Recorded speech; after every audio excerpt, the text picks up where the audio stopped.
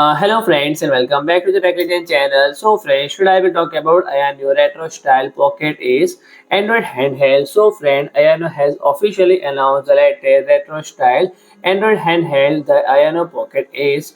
So friend, the horizontal retro design and this handheld is exclusive, crafted, elegant and portable while being powered by the Qualcomm Snapdragon G3x Generation 2 gaming platform for top-tier performance and that effortlessly handle both classic games and popular mobile titles, upholding its philosophy of real gamers, non-gamers, and AYANEO once again push the boundaries of retro horizontal handheld gaming with the Pocket Ace. So friend, the golden ratio full screen display, a 4.3-inch 3 gem to 1620 into 1080 IPS screen with 4.5-inch borderless IPS display in 3 gem to golden ratio, and the Pocket is perfectly adapted to the visual proportion of various classic handheld platforms, faithfully restoring the look of retro games from 8-bit pixel art to modern 3D mobile games, and the high quality screen delivers sharp and vibrant visual and the Powerhouse Performance, the Snapdragon G3x Generation 2 gaming platform, mastering both retro and modern games.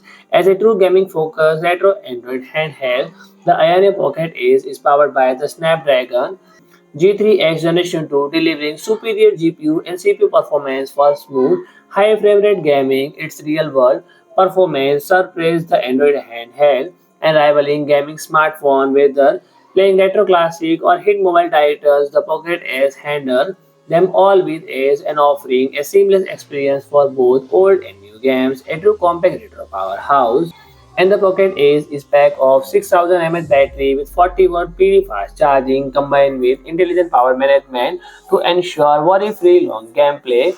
And whether commuting and traveling, enjoy gaming anytime, anywhere.